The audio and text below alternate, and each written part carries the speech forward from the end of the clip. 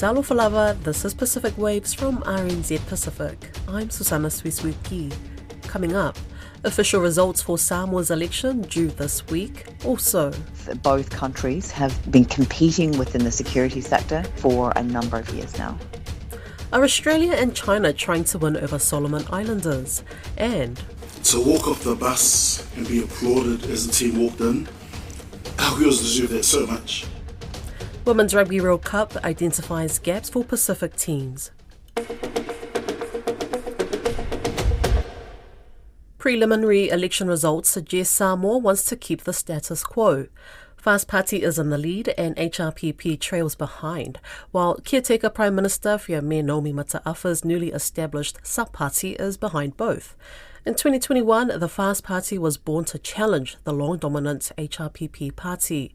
I spoke with our reporter Grace Viva-Ai, who was following developments in Apia. Salofalava Grace, can you give us an update on the votes so far? I understand that special votes and pre-polling votes are still being counted. Has this made a difference to the preliminary results that we saw on Friday? Yes, Talofalava Susana, I'm here as we speak at the main gym where the votes are being counted by the Electoral Commissioner and his team. So far, though, there are no updated results. The boards remain as they remain. The Electoral Commissioner has said, though, that this may take up to, until 3 a.m. Until then is when we can get an official kind of first glance of the first lot of first reading of preliminary results, which include the special votes as well as the pre-polling. But here today, just over 100 people from the different constituencies who are part of the committees are here. They're, down here with the electoral officers just going over the special votes and the pre-polling, and you can see them taking turns. That's how tiring it is here, but they're all kind of waiting. Everyone's just waiting for results. Also, we visited Tuileepa today, and he said that they'll be filing some writs to the courts on behalf of HRPP because of bribery and things like that. So it's still a long way to go, although we can see results coming in later on in the day or the evening or even tomorrow morning. After this is the big game when they'll all be going through challenges in the courts. So yep, just a long way to go. I know I said that there were no updated results. Well, as we speak right now, the electoral officers from the Electoral Office of the Commission are actually updating a board from Ana Alofi number 2. So this is the special votes and the pre-polling. As of today, 5 o'clock Samoa time, as we speak, which is 4 o'clock there, the first lot of results have gone up, and it is from the constituency of Ana Alofi number 2. I'll send you an update on the results there. So we have the first lot of results. And it's funny, you can just, see the people rush over to the board, media, and also people from the constituencies. Yeah, and just based on what we're seeing so far, Grace, it's looking like the Fast Party will be able to form the next government. What does Laoli make of it? Yes, well, already, on the night of election, he held a live press conference where he declared, he didn't say it directly, but, he did it softly, declaring that, all the political parties should come together and work together with him. He didn't declare as well the numbers, how much he's won by, but he's just, his politics is a game. He's kind of teased everyone and said, we're going to win this. Yesterday as well, Apia Park was packed out of sea full of, Red Fast supporters coming to support the Fast Party, where they had a loto. And then today as well, the Fast Party is still ongoing. They've had other ceremony for the overseas Fast Party supporters. So as to when their celebrating stops, I don't know, and I guess we can only tell when the special and pre-polling counts come in, because those will definitely make a difference into, the candidacy and who drops and who goes, forward. I know you said earlier that Tuileepa will be submitting some writs to the courts, but what else has he said post-election, and has Fiame given any statement that we know of so far? Yeah, that's actually a good question. Mark and I went to visit the headquarters, and we were quite lucky to speak with him this morning. He did say that there are talks between him and Fiame that are starting to happen.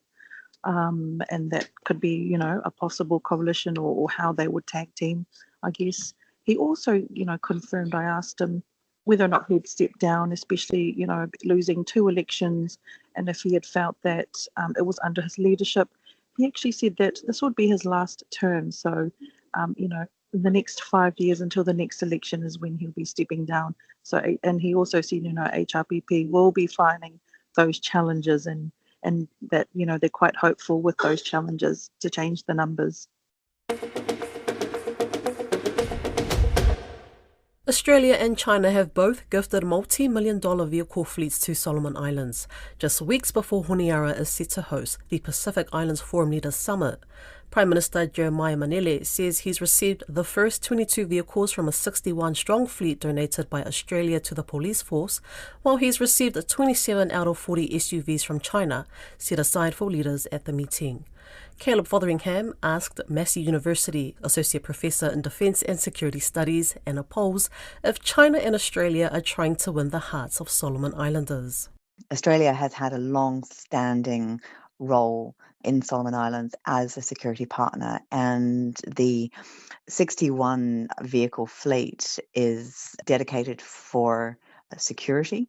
These were donated to the Royal Solomon Islands Police Force, and they've been outfitted with all security provisions, lights, sirens, communication systems, etc. At the vehicle handover, Prime Minister Manele made the statement that this was the single largest transfer of vehicles to the RSIPF by any security partner since the Ramsay era. So the focus of the Australian vehicles, which is part of a broader package by Australia in support of the Pacific Islands Forum, in support of Solomon Islands hosting the Pacific Islands Forum.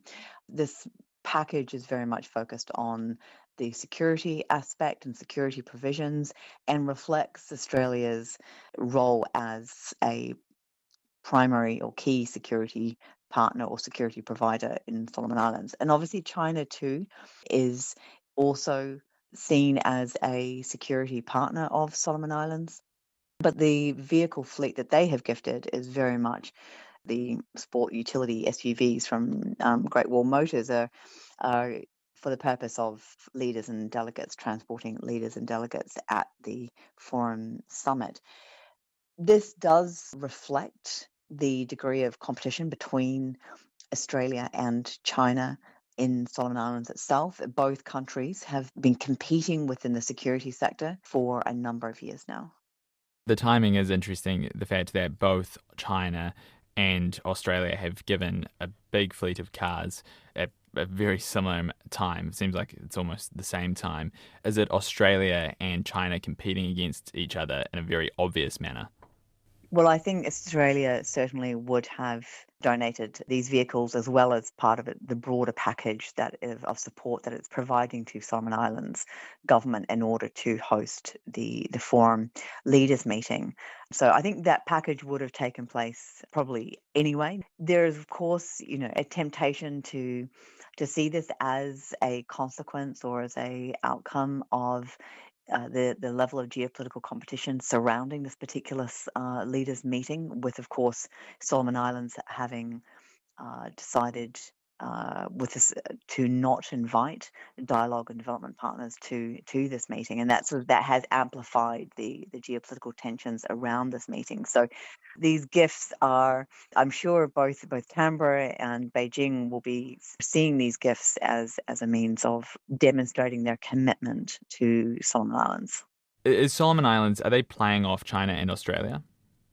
No, I don't think so. I think that Solomon Islands their priorities are to ensure a successful Pacific Islands Forum Leaders meeting, and this will enable them to meet that objective. This will contribute to meeting that objective. Vehicles for leaders and delegates, and then, of course, the security provisions as well. So less playing off, more leveraging and making the most of the level of interest by partners in Solomon Islands right now.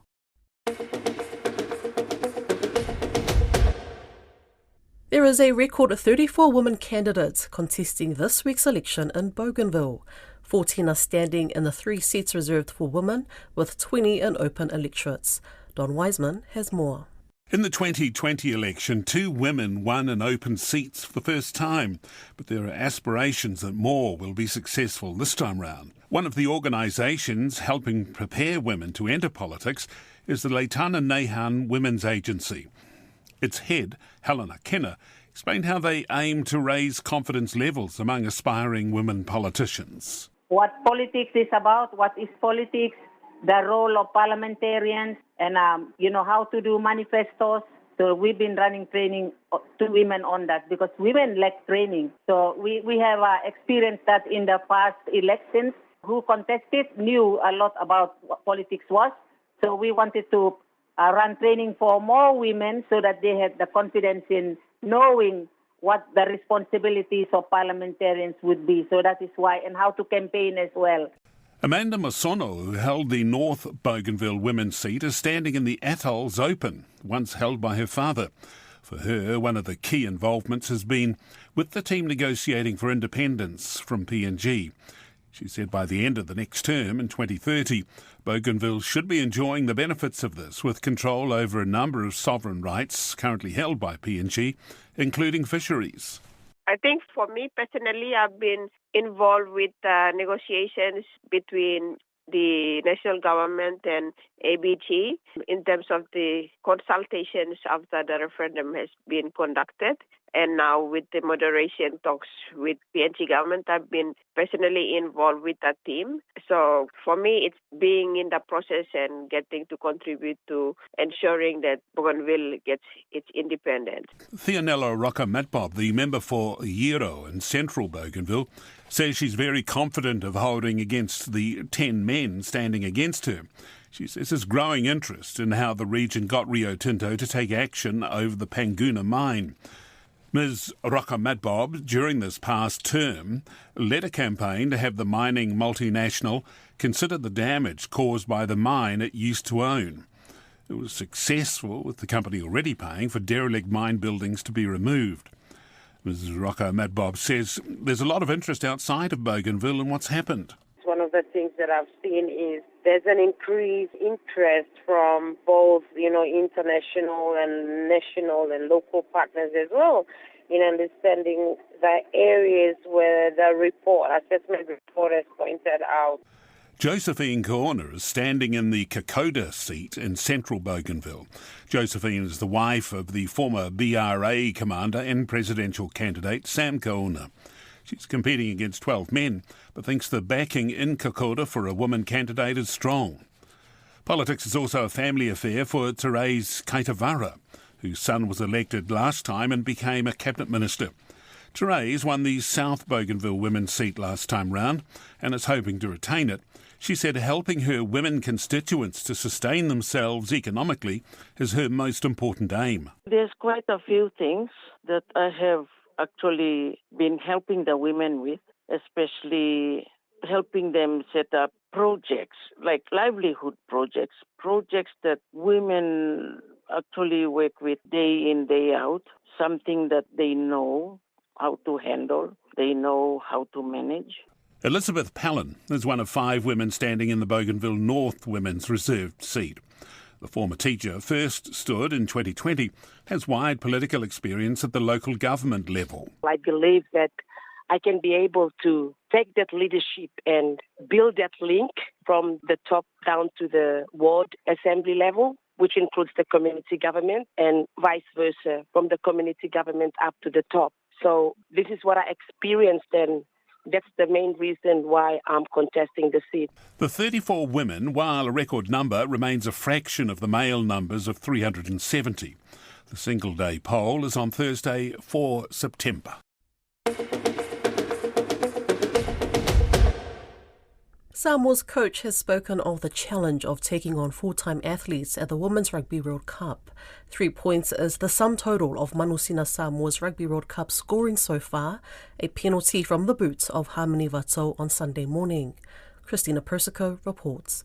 Samoa and Fiji are both winless after 2 pool matches at the World Cup. After their 92-3 thrashing on Sunday morning, Manusina coach Mataafa Ramsey Tomokino said that in their team they have mothers and they have workers who have taken time off, but that's not an excuse for them and they want to get better. At the post-match press conference, he was asked about the bittersweetness of witnessing Women's World Cup rugby thriving in England and seeing the development gap back to the Pacific. Our girls have worked really hard to be here. To walk off the bus and be applauded as the team walked in, our girls deserve that so much. So yeah, that made me a little bit emotional seeing that, because we've never had that. We've never had the opportunity to play in a stadium of 13,000, 14,000, last week as well. So, I just want to thank the England crowd, thank, the small cup for, allowing us to be here. And thank some of you reporters in this room that are writing the story about us belonging because of what we bring, our culture, we carry our families. Mataafa says he is moving into a high-performance role where he will push for professional opportunities. I don't want to take it away from our girls. Like, we know the result, was out there. I know that there was worry there that the score could get to triple figures, and and I know people have been talking about, is that good for the game or not? But what's good for the game is that we're here and we can get better. Ahead of the tournament, Manusina Samoa captain Sui Pawa Racer said their campaigns have always seen different types of players involved due to many reasons, including work, and they're also not fully contracted players. After Sunday's loss, she told Sky Sport her side deserves to be there. England, they're top of the world team, and today, we didn't get the result, and we knew it was going to be tough. But massive congratulations, But for me, we belong here, and we deserve to be here, and that's a big win for us. As the interview with television wrapped up, Pawa Racer was embraced by England captain Mali Packer, who said to her, "You can see the girls behind, enjoying it, celebrating all together. Awesome today." Packer told the broadcaster both teams went at it for 80 minutes. And I think today the way we could most respect Samoa was go out there and play the Red Roses way. And I think we definitely did that as a squad today. The way we went out and played, both teams went at it for 80 minutes. And I couldn't be more proud of the Red Roses, but also Samoa today as well. Earlier on Sunday morning, it was also a second loss for the Fijiana, 29-15 to Scotland. Coach Ioan Cunningham says he is happy with the improved performance of his side, saying they showed growth in their game and had Scotland under pressure in the second half, but they didn't quite come away with enough points. Lock Jade Coates says there was a lot of talent in the Fijiana team, and there's more to come. It's only going to go up from here, the more and more we play together. We come to a World Cup to compete, and I think the growth from last week to this week has been immense as a group, and I think we just got to take the small wins and celebrate the small things from the game and go back to the drawing board and see what we can control and what we can fix as a team going into Wales. Pool matches wrap up next weekend. Samoa has the United States in Group A at 1:30 a.m. on Sunday, Samoa time, while Fiji is up against Wales in Pool B immediately after. Quarterfinals will begin the following weekend, the first one at midnight, September 13th, New Zealand time. That's Pacific Waves for today. For all episodes, head over to rnz.co.nz/Pacific. We're also on Spotify, Apple and iHeartRadio. From myself and the RNZ Pacific team, tō whā sui fua.